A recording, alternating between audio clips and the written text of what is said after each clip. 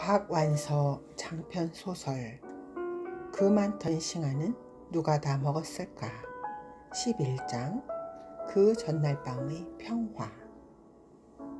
도남교 가까운 전찻길 가에 가게터가 달린 숲분에는 안채도 넓어서 양쪽 집을 합쳐봐야 5명에 불과한 식구가 지내는데 불편함이 없었다. 나는 독방까지 쓸 수가 있었다. 거기 사는 동안 오빠의 혼담이 무르익었다. 오빠를 지하운동에서 손떼게 할 수 있는 하나의 방편으로 그전부터도 집안 내에선 엄마가 아들의 재혼을 서두르지 않는다고 말이 많았었다. 엄마라고 왜 그런 생각이 없었을까만 누구보다도 아들에 대해서 잘 알고 있었기 때문에 안 먹혀 들어갈 일은 하지 않았을 뿐이었다. 선본 것조차 한 번도 말을 안 들어주던 오빠가 연줄연줄로 세 겹의 사돈쯤 되는 교수를 친척 집에서 우연히 본 후 그 색시라면 어떻겠느냐고 누가 한번 지나가는 말 삼아 물어본 걸 솔깃하게 받아들인 모양이었다. 오빠가 나더러 한번 봐달라고 했다. 그렇지만 선을 보이고 있다는 눈치를 보이지 말라는 어려운 부탁이어서 교수가 들고 나는 시간에 그 집 근처에 잠복해 있다가 얼핏 볼 수가 있었다. 참 구차스러운 방법이었지만 나는 오빠가 나한테 먼저 보라고 한 게 어찌나 기쁘던지 대단한 사명감을 가지고 했다. 예쁘진 않았지만 지적인 인상이었고 전체적으로 여자답다기보다는 늠름해 보였다. 나는 내가 본 인상을 그대로 말했고 오빠는 여간 만족스러워하지 않았다. 삼선교 집에 남아있던 문간방 식구들도 시골의 시가로 내려가서 집을 비워놓으니까 팔리는 게 더디다고 근심들을 했다. 그래도 그 집이 팔리고 새로 도남동 종점 쪽으로 이사할 동안이 오빠가 그 여자하고 충분히 교제할 수 있는 기간이 되었다. 우리는 다시 숙부네를 나와 이사하면서 새 식구를 맞아들였다. 중학교 5학년이 되면서 반을 문과, 이과, 가사과로 나누었다. 입학할 때도 3반을 뽑았기 때문에 각각 한 반씩이었다. 나는 그다지 심각하게 생각해보지 않고 문과를 택했다. 습관적인 독서 버릇 때문에 문과를 가장 편하게 여겼을 뿐 시인이나 소설가가 되려는 생각이 있었던 것은 아니다. 그 방면에 소질이 있다고 자타가 인정하는 애들도 더러 있었다. 예전 학제 같으면 졸업하고 전문학교 갈 때였으니까 웬만큼은 싹수가 보일 때였다. 그러나 나는 아니었다. 나는 되레 문학소녀적인 기질이 두드러지는 애를 보면 나는 절대로 될 수 없을 것 같은 이질감을 느꼈다. 문과 담임은 새로 부임해온 박노갑 선생님이 되었는데 소설가라고 했다. 소설은 많이 읽었지만 소설가의 실물을 보는 건 처음이었다. 마침 그때 우리 집에서 구독하고 있는 일간신문에 그분의 소설이 연재되고 있어서 정말 소설가는 소설가라구나 싶어 약간 흥분까지 되었다. 오빠의 서가를 뒤져 문학가 동맹 기간지인 문학에도 그분 단편이 실린 걸 보고 그분의 빛깔을 알아버린 것 같은 친밀감과 연민까지 느낀 것도 유별난 오빠를 둔 덕이었다. 그때만 해도 대학 입시를 위한 준비 교육은 전혀 없어서 문과에선 꽤 여러 시간을 문학이니 창작이니 하는 시간에 할애하고 있었다. 그분이 국어뿐 아니라 그런 시간까지 담당을 했다. 그 무렵에 그분의 40년이라는 장편도 출간이 되었다. 가능한 한 그런 것들을 열심히 찾아 읽었지만 그분의 작품으로부터 영향받은 바는 그리 크지 않았다고 생각한다. 참 재미가 없다고 생각하며 억지로 읽은 데 불과했다. 그러나 창작 시간의 그분의 문장 지도는 매우 엄격했고 나도 소질이 있을지도 모른다는 자신감을 갖게 해주었다.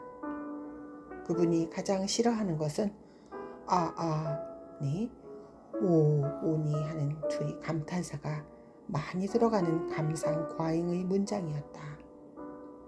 그걸 어찌나 싫어하는지 그분이 그런 글을 야단칠 때는 그분 살갗에 닭살이 돋고 있을지도 모른다고 옆에서 느낄 정도였다. 당연히 남의 느낌이나 표현을 빌려다 써먹은 미사여구도 질색을 했다. 사실 그때까지만 해도 센티한 미사여구를 적절하게 구사하면 다들 그걸 문학에 소질이 있다고 말했고 그런 재간이 있는 애를 문학소녀라고 불러왔기 때문에 선생의 그런 문장 지도법은 파격적이었다. 그러나 나는 문학소녀에 대한 열등감을 극복할 수가 있었고 나도 소질이 있을 것 같은 자기 발견의 계기가 되었다. 처음으로 좋아하는 선생님을 갖게 되었다. 그분은 눈이 맑고 크고 엄격한 인상이었지만 금방 그 엄격함이 허물어지면서 어린애 같은 표정이 되었다. 겨울엔 주로 두루마기를 입고 다녔는데 좋은 감이 아니라 옥양목에 검정 물감을 들인 검소한 것이었다. 한문도 가르쳤는데 흥에 겨워 한시를 낭낭한 목소리로 읊을 적에는 그 검정 두루마기가 참 잘 어울렸다. 문과에는 문학이나 예능 방면으로 가고 싶어하는 애들 말고도 공부는 대강하고 놀고 싶어하는 애도 많이 모여서 분위기가 참 자유스럽고 재밌었다. 책상의 배치를 가운데는 둘씩 짝을 지어 앉히고 양쪽 창가에는 짝없이 외줄로 앉혔는데 나는 운동장 쪽 창가에 짝없이 앉게 되었다. 자연히 앞뒤로 친하게 되었는데 훗날 나보다 훨씬 먼저 등단해 문명을 날린 한말숙, 서울음대 교수가 된 이경숙, 나 그리고 소설도 썼지만 번역을 더 많이 한 김종숙이 앞뒤로 나란히 앉아서 죽이 잘 맞아 수업 시간에 못된 장난도 많이 했다. 누가 하나 읽을 만한 소설책을 가져오면 수업 시간에도 교과서는 건성으로 펴놓고 그것만 읽다가 선생님이 무얼 시키면 딴청을 해 웃음거리가 되기도 하고 그때그때 떠오른 기발한 생각을 쪽지에 적어 돌리고 회답을 받는데 시간 가는 줄 모르기도 했다. 한말숙이가 자기 집에 있는 아코타카와 전집을 한 권 한 권 빼와 돌려 읽으며 굉장히 흥분을 했었는데 뭘 왜 그렇게 좋아했는지는 조금도 생각나지 않는다. 김종숙이는 그때 자기 집이 종로 서관을 했다. 지금의 종로 서적의 전신이 바로 그 애네 집 거였다. 걔한테서 그 무렵의 순수 문예지인 문예도 빌려보고 신간 서적도 빌려보았다. 지금처럼 신간이 많이 나올 때도 아니었건만 종로 서관에 들를 때마다 그 많은 책이 다 그의 것만 같아서 여간 부럽지가 않았다. 또 그때마다 그의 할아버지가 매장 한가운데서 감식꾼 노릇을 하고 서 계신 게 왜 그렇게 신경이 쓰였는지 지금 돌이켜보니 훔칠 기회를 엿봤는지도 모르겠다는 생각이 든다. 그때도 종로 서관하면 서울에서 제일 큰 책방이었는데도 온 집안이 총동원이 돼서 팔기도 하고 격리도 보고 감시도 하는 가족 경영 체제였다. 겉으로는 착실한 모범생처럼 굴면서 싫어하는 수업 시간에 딴짓하는 버릇 말고 또 하나의 고약한 장기는 학생 입장 불가의 영화관 출입하기였다. 도남동의 동도극장은 프로가 갈릴 때마다 놓치지 않고 가는 단골이었다.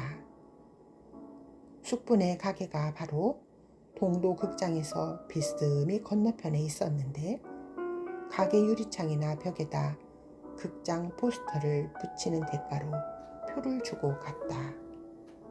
숙부는 그걸 나한테 넘겨주기도 하고 같이 가자고 꿰기도 했다. 동도극장이 단골이란 건 엄마에게도 반 친구들에게도 비밀이었지만 따로 친구들하고도 곧잘 극장 출입을 했다. 어둠 속에서 교복의 흰 깃은 단박 눈에 띄게 돼 있어서 날쌔게 안으로 구겨놓고 시침이 떼고 앉았다고 누가 학생인 걸 모를까마는 세상을 감쪽같이 속여먹은 것 같은 쾌감을 맛보곤 했다. 한 번은 김종숙하고 수업을 빼먹고 화신 5층에 있는 영화관을 갔다.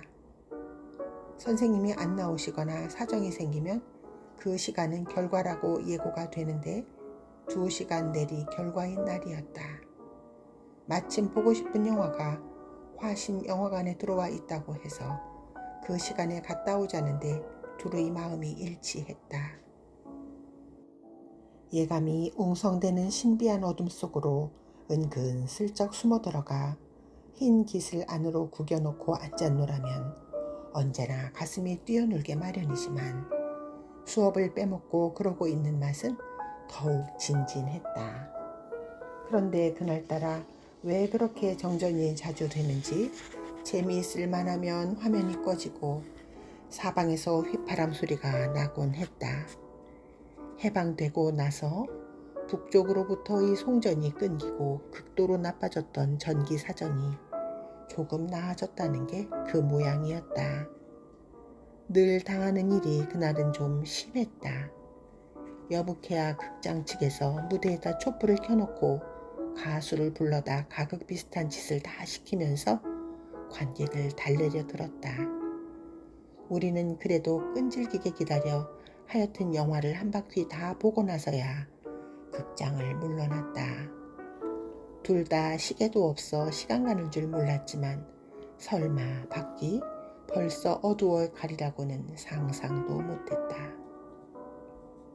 서둘러 학교로 돌아갔다. 지척인데도 뛰는 가슴 때문에 헐레벌떡 당도한 교실엔 당연히 아무도 없었다. 깨끗이 청소까지 끝난 교실엔 2 사람의 책가방만이 나란히 책상 위에 놓여져 있었다. 그리고 칠판엔 돌아오는 대로 곧 교무실로 오라는 담임 선생님의 엄명과 함께 우리 2 사람의 이름이 적혀 있었다. 교무실로 부랴부랴 내려갔으나 선생님들도 다 퇴근한 후였다. 수업 시간에 영화관에 간 배짱은 온데간데 없어지고 그날 안으로 담임 선생님을 못 만나고 집으로 가면 잠이 안 올 것 같았다. 그런 고지식함은 김종숙도 마찬가지여서 숙직 선생님을 찾아갔다. 어떻게든지 선생님 댁을 알고 싶어하는 우리를 위해 숙직 선생님이 교사들의 신상 카드처를 꺼내다가 보여주었다. 거기에는 자택의 주소뿐 아니라 약도까지 그려져 있었다. 나는 그때 처음으로 박노갑 선생님이 현조동에 산다는 걸 알았다. 가슴이 뭉클하면서 말할 수 없는 친애감을 느꼈다. 숙직 선생님도 현조동에 대해 뭘 좀 아는지 이런 약도 가지고 찾을 수 있는 동네가 아니라고 했다. 그러나 나는 약도를 보면서 벌써 대강 짐작이 갔다. 찾을 자신이 있었지만 종숙이한테는 그런 내색을 안 하고 그냥 가보자고만 했다. 왠지 그 동네에 대해 아는 척 하기가 싫었다. 수치감 같은 것하고는 달랐다. 찾기가 생각처럼 쉽지 않을지도 모른다는 걱정도 없지 않았다. 전차가 다닐 때라 영천까지는 쉽게 갔지만 집 찾는 데는 과연 오래 걸렸다. 그동안 많이 변해 있었고 밤이라 가뜩이나 복잡한 골목이 더 꼬여 보였다. 나는 종숙이한테 생전 처음 와보는 동네처럼 굴면서 혹시 그 애가 그 동네를 흉볼까봐 조마조마했다. 선생님 댁을 찾았을 때는 꽤 늦은 시간이었는데도 아직 안 들어오셨다고 했다. 선생님 댁은 아주 조그만 일각 대문집이어서 대문 밖에서도 그 구차한 살림 형편이 다 들여다 보였다. 사모님한테 찾아온 뜻을 전하면서 선생님을 존경하는 마음이 더욱 간절해지는 걸 느꼈다. 그날 엄마한테는 늦게 온 걸 야단 맞았지만 다음 날 아침 교무실로 선생님을 찾아갔을 때는 뭘 그까짓 일로 집까지 찾아왔었느냐고 관대하게 넘어갔다. 그러나 나는 그 후 선생님과 나와의 사이에 특별한 관계가 성립된 것처럼 느꼈고 그건 현조동을 공유한 데서 오는 연대감이었다. 조카가 생겼다. 오빠에게 아들이 생겨난 것이다. 손이 귀한 집안에서 그건 대단한 경사였다. 작은 숙부는 친손자가 태어난 것 이상으로 좋아서 어쩔 줄을 몰라 했다. 올케 언니가 복덩이라고 칭찬이 자자했다. 첫아들을 낳았다고 해서만이 아니었다. 올케 언니가 들어온 후 줄창 집안을 억누르던 그 전전긍긍한 불안감이 많이 가셨는데 그건 오빠가 지하운동에서 손을 떼었기 때문이 아니라 올케가 엄마처럼 법석을 떨거나 극성을 부리지 않고 현명하게 대처했기 때문이라는 걸 누구나 알 수 있었다. 올케는 오빠가 하는 운동을 전폭적으로 지지하는 입장을 취하면서도 한편 오빠가 잊고 지내는 가장으로서의 의무를 일깨우기를 게을리하지 않았다. 밥도 안 굶어보고 쌀 중한 걸 알 수 없는 것과 마찬가지로 노동으로 밥 벌어본 경험도 없이 어떻게 노동자를 위할 줄 알겠느냐는 소리도 힘 안 들이고 툭툭 잘했다. 언니의 화법은 특이했다. 옆에서 듣는 사람 속까지 시원하게 해주면서도 오빠의 자존심을 긁는 신랄함이 없이 다만 구수했다. 오빠가 언니를 보고 첫눈에 마음에 들어한 것도 아마 이성 간의 직감으로 그런 소지를 감지했기 때문이 아닐까 싶다. 그때가 마침 오빠에게 얼마나 충고와 위안이 필요한 시기였던가도 알 것 같았다. 오빠는 조직으로부터 멀어졌을 뿐 아니라 보도연맹까지 든 눈치였다. 그리고 구파발 지나 고양군 신도면에 있는 고양중학교 국어선생으로 취직을 했다. 취직을 하기 위해 보도연맹에 들었는지 취직하고 나서 들었는지 그 전후 관계는 분명하지 않다. 그러나 심리적이었든 실제적이었든 간에 그 두 가지는 서로 맞물려 있었다고 생각된다. 마침 남한만의 단독 선거로 대한민국이 수립되고 나서 1년을 바라볼 무렵이었다. 좌익을 탄압하는 정도가 아니라 근저를 신생 독립국가의 기본 방침으로 삼고 있었다. 골수 공산주의자는 38선을 넘어 월북을 하거나 체포되어 감옥살이를 할 수밖에 없었고 오빠처럼 이상주의적인 얼치기 빨갱이에겐 보도연맹이라는 퇴로가 마련되어 있었다. 오빠가 회유에 의해서 거기 들게 되었는지 강압에 의해서 그렇게 되었는지는 모르지만 아무튼 집안 식구하고 의논하고 결정한 건 아니기 때문에 우리가 그걸 안 건 오빠의 술 주정을 통해서였다. 비록 취중일망정 오빠는 전에 없이 유치하고 졸렬하게 굴었다.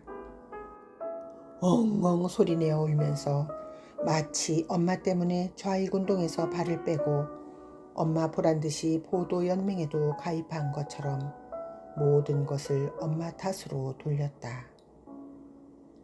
엄마는 이렇게 온갖 주접을 다 떨다 잠든 아들을 슬픈 눈빛으로 바라보면서 생전 안 하던 술 처먹고 우는 버릇은 왜 했을꼬? 라는 말밖에 안 했다.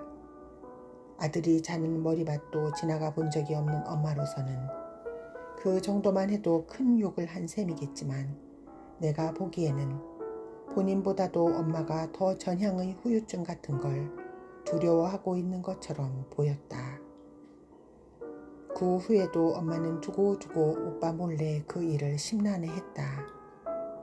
오빠가 하는 일을 그만두게 하려고 집요하게 극성을 떨때하고는 딴판으로 문득문득 회하는 기색이랄까? 미련 같은 눈치까지 보인 적도 있었다. 자식의 안전을 위해 법에서 그 많은 불온한 사상을 두려워하면서도 자식이 위험을 무릅쓰고 하는 일이니 많지 뭔가 위대한 일이라고 믿고 싶은 가장 우리 엄마다운 이중성이었을까? 아니면 엄마도 임의로 할 수 없는 불길한 예감 때문이었을까? 하여튼 엄마의 태도는 뜻밖이었다. 나는 이런 엄마를 보고 당시의 유행어를 빌려 우리 엄마야말로 수박 빨갱이였다고 버릇없이 놀려먹곤 했지만 엄마는 꽤 오래도록 남몰래 외롭게 전향의 후유증을 앓았다. 그런 엄마가 내가 보기에는 오빠가 하는 일을 쌍지팡이를 들고 말릴 때보다 더 지겨웠다. 모성애도 이념투쟁의 영향을 받으면 이렇게 악몽이 되고 만다. 다시는 생각하기도 싫은 더러운 시대였다. 오빠가 취직한 중학교가 있는 시골은 지금도 전철도 통하는 서울 시내가 됐지만 40년대 말의 교통사정으로 매일 통근은 무리였다. 학교 근처에서 하숙을 하면서 집에는 일주일에 한 번 자전거로 토요일 오후에 왔다가 월요일 새벽에 떠났다. 그때 그 학교는 농업학교가 아니었는데도 딸린 논밭이 꽤 있어서 월급날이면 현금과 함께 한 달 양식으로 충분한 쌀을 주었다. 월급날이면 오빠는 쌀자루를 자랑스럽게 자전거 꾸무니에 싣고 왔다. 덤으로 감자나 고구마가 딸려 있을 적도 있었다. 생활비 중에서 양식값이 차지하는 비율이 높을 때라 살림이 단박 안정되기 시작했고 생활인으로 떳떳해진 오빠는 차츰 어두운 그림자를 씻고 평범한 가장으로서의 관록이 붙어갔다. 토요일날 귀가하면 오빠는 허둥대며 목욕탕 먼저 다녀왔다. 우리가 올케를 맞으면서 이사간 집은 신안탕이라는 목욕탕 바로 뒷집이었다. 그러나 목욕탕이 가까워서라기보다는 멀리 고파발서부터 서울 장안먼지를 다 뒤집어 쓰고 온몸으로 아기를 안을 수 없다는 유별난 자식 사랑 때문에 그렇게 목욕을 급하게 구는 거였다. 그러고는 헐렁하고 편한 옷으로 갈아입고 아기하고 놀기 시작하고 올케 언니는 부엌에서 지글지글 고소한 기름 냄새를 풍기며 음식을 만들었다. 오빠는 아기에게 깊이 매혹당해 정신이 없었고 올케는 이런 부자의 모습에 황홀한 눈길을 보냈다. 나는 그런 새 식구의 모습에 소외감 비슷한 걸 느꼈지만 심술이 날 정도는 아니었다. 나 역시 오래간만에 돌아온 우리 집안의 평화가 기분 좋았다. 마치 쾌적할 정도로 데워진 물에 몸이 반쯤 잠긴 것처럼 나른하게 퍼지는 듯한 기쁨을 맛보곤 했다. 엄마만이 계속해서 좀 이상했다. 가장 다행스러워해야 할 엄마가 그렇지 않았다. 아직도 무슨 발작처럼 오빠가 이미 청산한 것에 대한 미련을 나타낸 적이 있었다. 오빠가 타온 쌀을 뒤주에 부으면서도 어두운 얼굴로 목구멍이 포도청이지 하면서 한숨을 쉬곤 했다. 마치 오빠에게 딸린 가족의 생계 걱정만 안 시켰어도 전향을 안 했을 걸 하고 아쉬워하는 투였다. 오빠의 술주정이 가시가 되어 계속 따끔거리는 걸까? 아니면 해방 후 처음으로 맛보는 가족끼리의 평화와 자립이 너무도 대견해 무언가를 막연히 두려워하고 있는 것일까? 엄마 스스로도 그걸 느끼는 듯 가끔 나한테까지 오빠의 정당성을 확인하고 싶어 했다. 야, 말이야 바른 대로 말이지. 요새야말로 너희 오래비가 공산당질 바로 하는 것 아니냐? 한 달 내내 뼈골 빠지게 내동해서 처자식 밥 안 굶기면 그게 공산당이지. 더 어떻게 공산당질을 잘하냐 잘하길? 그럴 때 엄마는 나한테 말하는 게 아니라 오빠의 전향을 지켜보고 있는 어떤 음산한 시선을 향해 변명을 하고 있는 게 아닌가 싶게 열성스럽고도 조금은 비굴하게 굴었다. 엄마가 노동을 뇌동, 노동자를 뇌동자라고 부를 때의 발음은 특이했다. 엄마는 흠잡을 나위 없이 고운 표준말을 쓰는 분이었는데도 오빠가 좌익운동을 하고부터 그 발음만은 그렇게 귀에 거슬리게 했으니까 그건 말투라기보다는 의도적인 거였다. 그래서 남로당을 말할 때도 꼭꼭 뇌동당이라고 뇌 소리에다 듣기 싫게 오금을 박았다. 그러나 엄마가 오빠의 사상에 길을 쓰고 간섭한 것은 단지 그게 위법이기 때문이었지 공산주의나 공산당에 대해서 뭘 알아서가 아니었던 듯하다. 공산주의에 대한 엄마의 단순 소박한 지식은 오히려 상당히 호의적인 거였다. 엄마가 오빠보다 더 전향에 대해 떳떳지 못해한 것도 그런 섣부른 호의하고 무관하지 않았고 그래서 엄마에겐 전향을 전적으로 변절과 동일시하는 경향이 있었다. 엄마는 아들이 쫓겨다니는 위법자인 것도 견딜 수가 없었지만 변절자라는 것은 더욱 꺼림칙했을 것이다. 엄마가 발작적으로 이사를 다닌 것도 어떡하든 변절자라는 낙인만은 찍히지 않고 그쪽 조직과의 접선을 끊게 해보려는 엄마 나름의 약은 꾀였을 뿐 범법을 두려워하는 것만큼 공산주의를 싫어하는 것은 아니었다. 변절 얘기가 나오니까 생각나는 게 있다. 그로부터 40년이 지난 근래의 일이지만 엄마는 돌아가시기 전의 몇 년간을 다친 다리 때문에 바깥 출입을 못하고 집 안에서만 지내야 했다. 독실한 불교 신자셨지만 절에도 못 다니고 텔레비전하고 독서가 유일한 낙이어서 우리 집에 와 계실 동안은 책이 많은 걸 좋아하셨다. 내가 카톨릭에 입교하고 나서는 쉽게 풀이한 성경 이야기나 신앙에 도움이 될 만한 명상집 같은 것도 즐겨 읽으셨다. 읽고 나서는 참 좋더라고 칭찬도 하고 머리맡에 두고 되풀이해서 읽으시는 책도 있는지라 한 번은 개종을 하시는 게 어떻겠느냐고 여쭈어 본 적이 있다. 나뿐 아니라 손자, 손부가 다 카톨릭에 입교한 지 오래고 그때마다 한 번도 반대하신 적이 없는 엄마였기 때문에 나의 이런 권고는 되레 떼늦은 감이 있었다. 그러나 엄마는 의외로 안색의 단박 불쾌한 빛을 드러내면서 나를 꾸짖으셨다.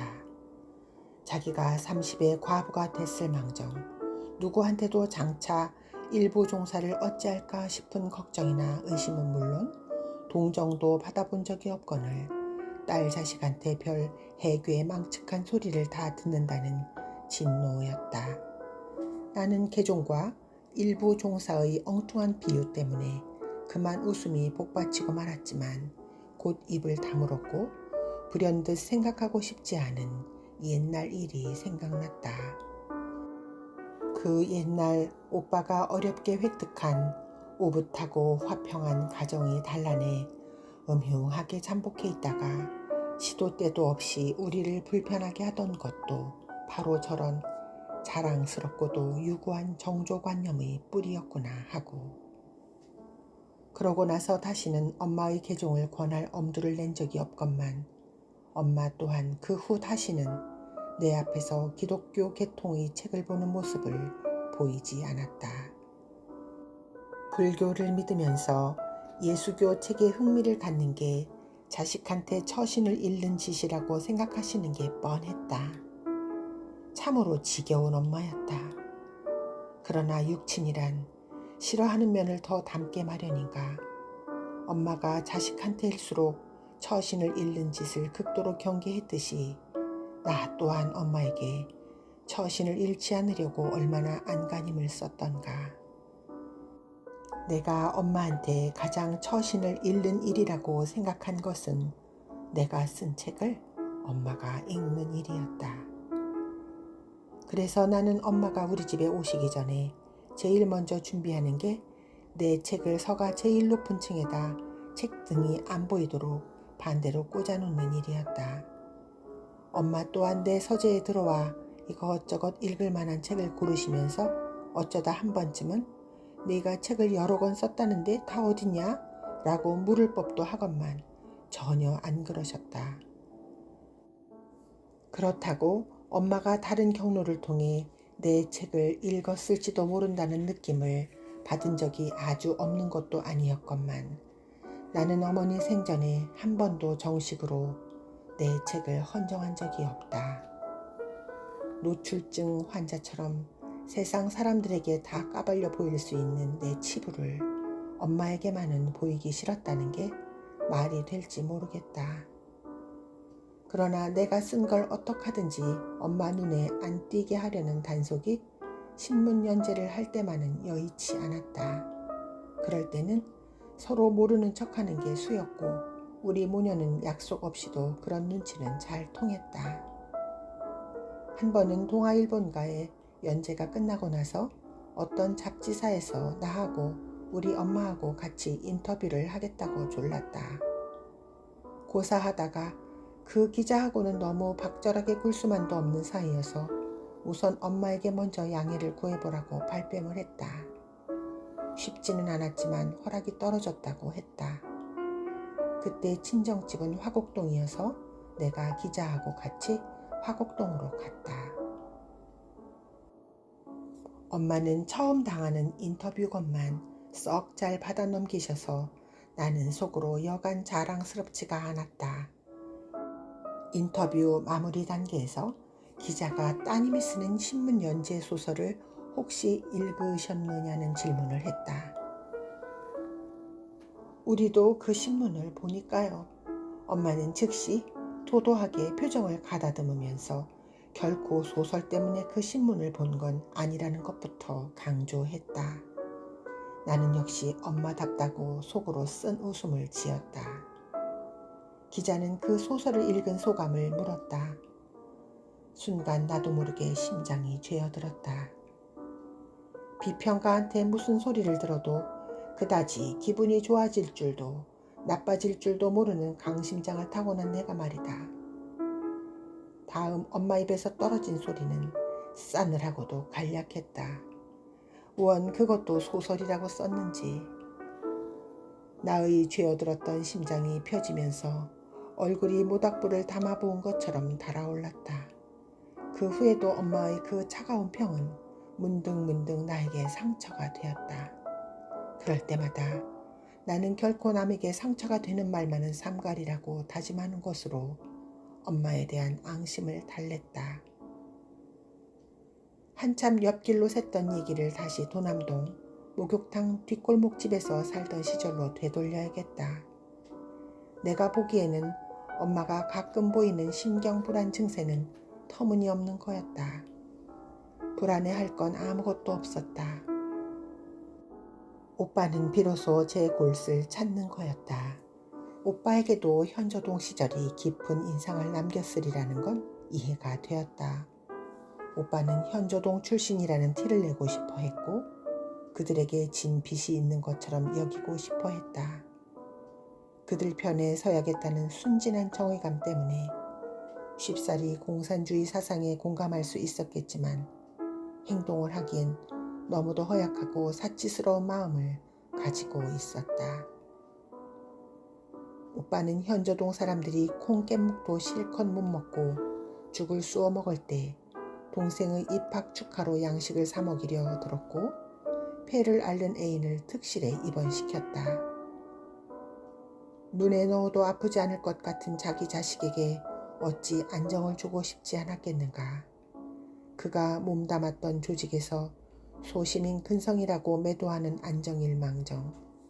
나는 이렇게 엄마뿐 아니라 오빠의 심정의 변화까지도 손금 보듯이 빤히 들여다보는 것처럼 느꼈다. 세상 경험은 없이 한창 건방지기만 할 나이였다.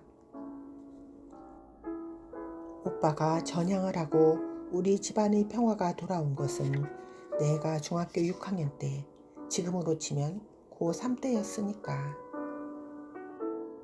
1950년 나는 19살에서 20살이 되었고 황금 같은 고3 시절은 그 해에 한해서 9개월 밖에 안 됐다.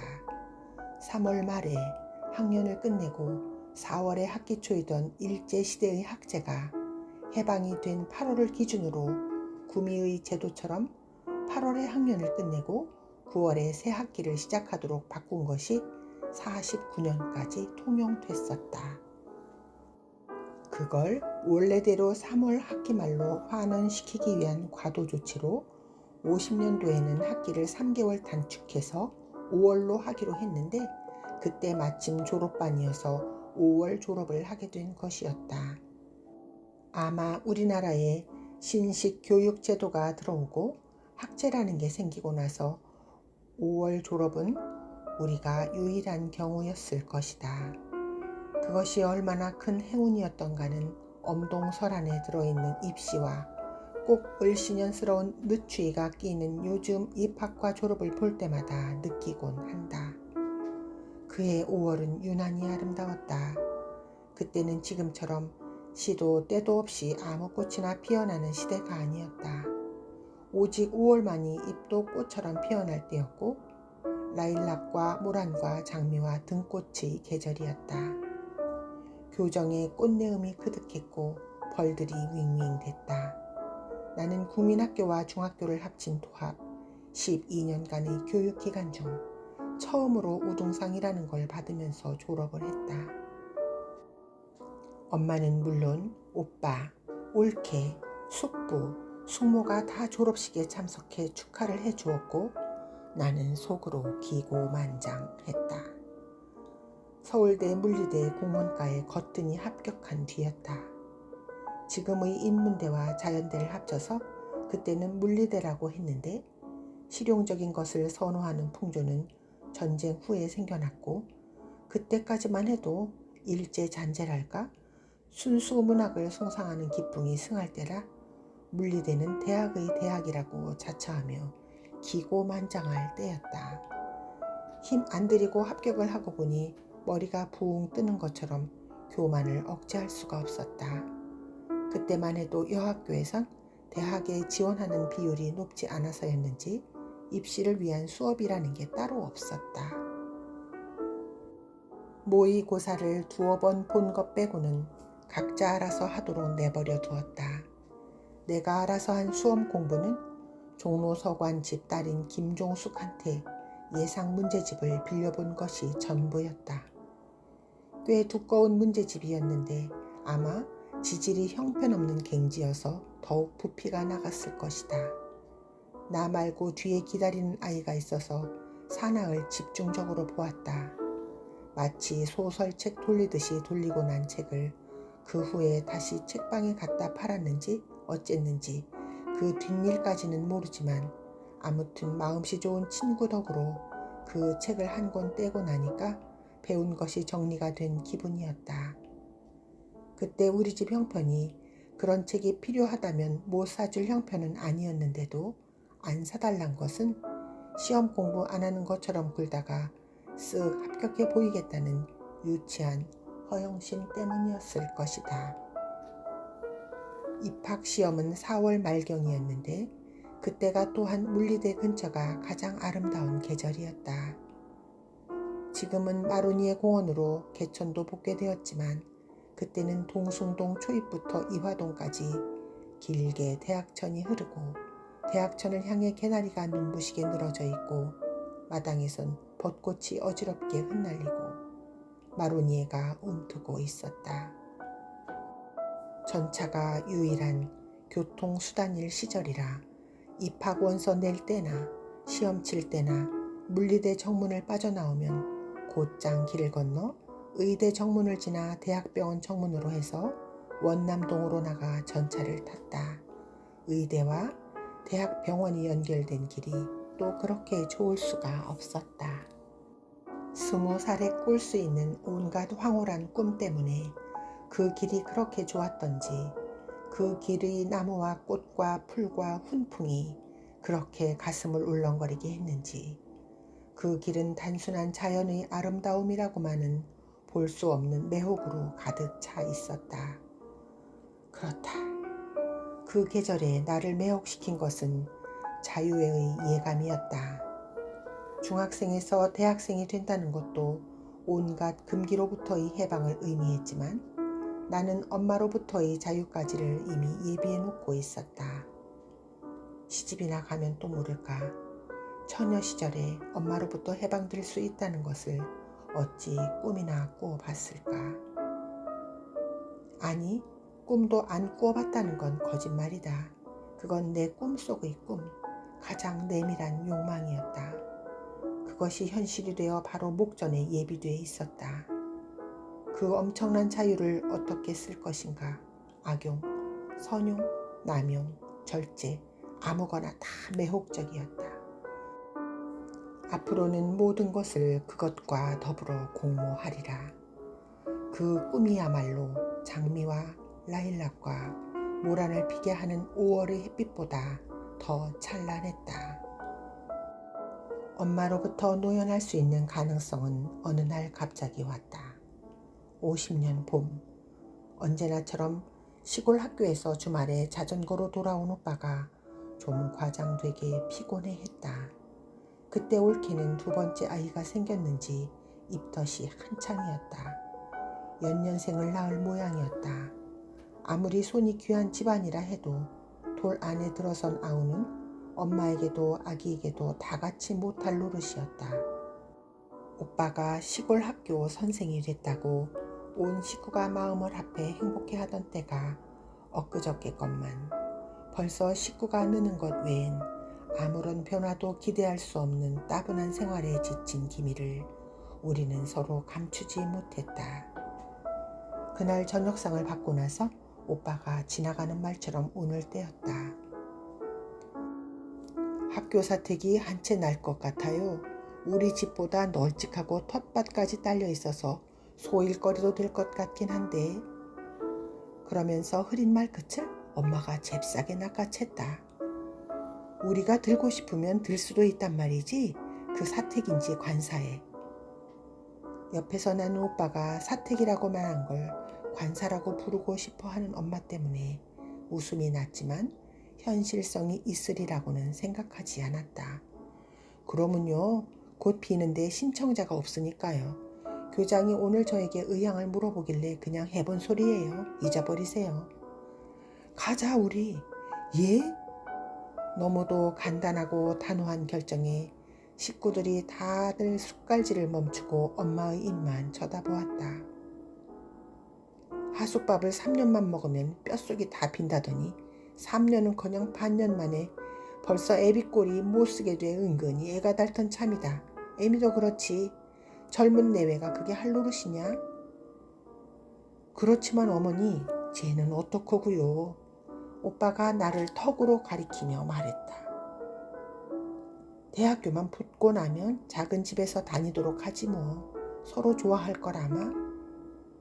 엄마가 숙분회하고도 의논도 하기 전에 서로 좋아할 거라고 단정을 할 만큼 작은 숙부 수모는 나를 친딸처럼 사랑했고 나 역시 그들을 따랐다. 아들이고 딸이고 낳아본 적도 없는 작은 숙부는 한때 시골 형님이 딸을 데려다 길러보려고 한 적이 있었다.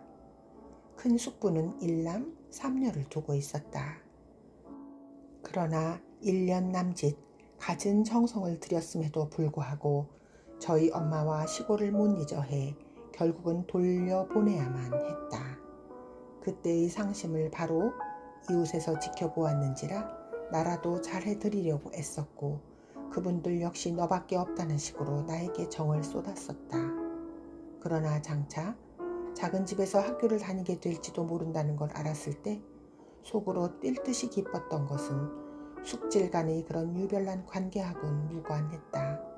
엄마로부터 벗어날 수 있다는 것에 대해서만 생각했다. 그것만으로 충분했다. 숙부네는 내 방까지 있었다. 한때 우리 식구가 다 들어가 살 때도 나한테 따로 독방을 주었었는데 우리 집에선 아직도 엄마하고 한 방을 쓰고 있었다. 남아도는 방이 하나 있는데도 장작값을 아끼느라 비워놓았고 여름에라도 그 방을 혼자 쓰고 싶었지만 엄마가 섭섭해 할 것 같아 먼저 말을 못 꺼냈다. 같은 이유로 내가 가족들로부터 떨어져 나가게 된 걸 얼마나 기뻐하고 있다는 걸 엄마한테 들키지 않으려고 나는 매우 조심조심했다. 그러니까 아무리 잘해줘도 작은 집을 내 가족으로 여기진 않았었나 보다. 대학 합격과 자유는 내가 쥔 양손의 떡이었지만 결코 하나만 먹을 수는 없도록 돼 있었다. 차선이라고는 없는 선택 때문에 얼마 남지 않은 시험 날짜까지 아슬아슬하게 긴장을 유지할 수가 있었다. 엄마는 그 말이 나자마자 우리가 이사갈 집을 가보고 싶어 했다.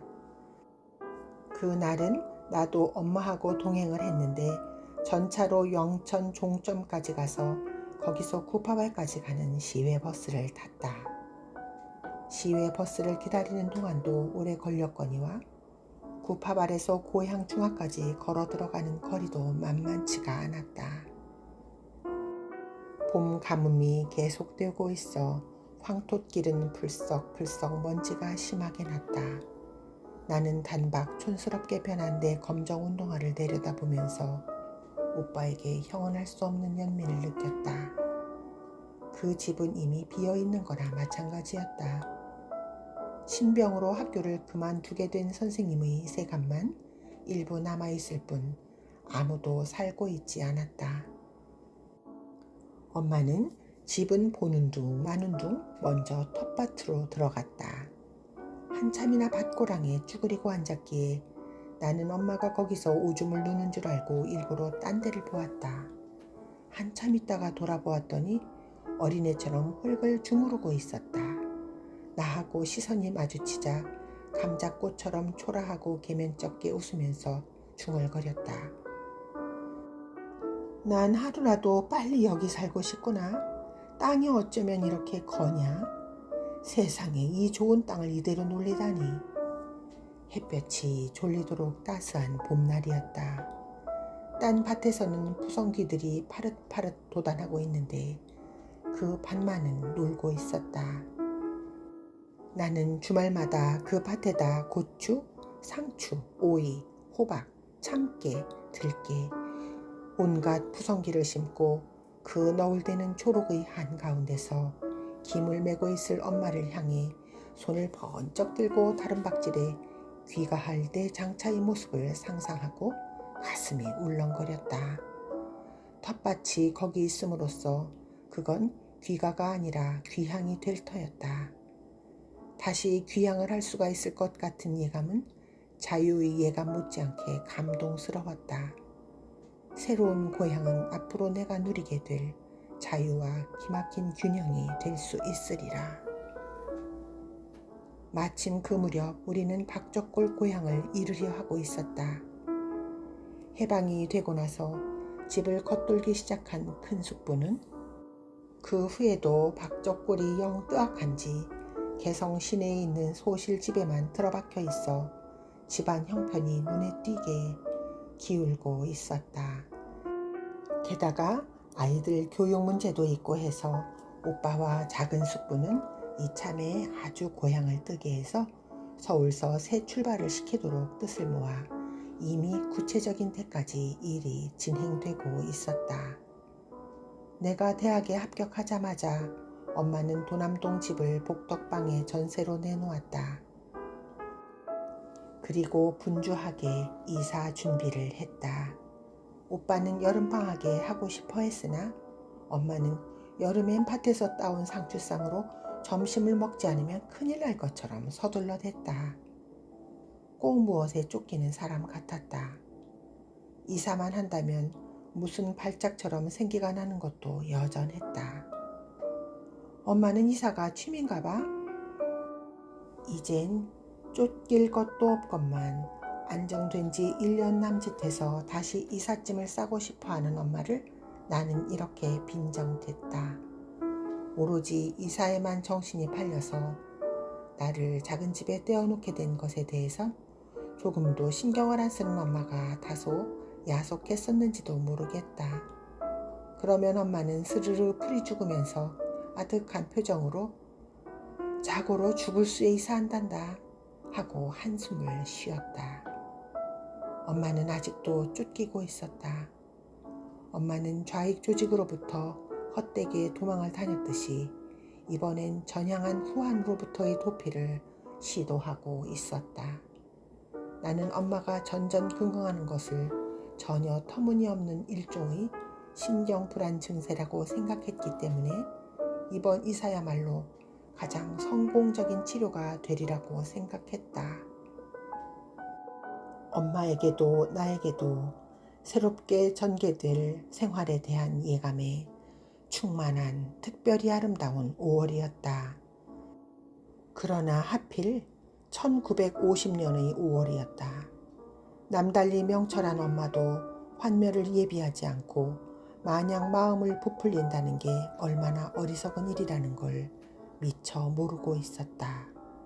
그 해 6월이 다가오고 있었다.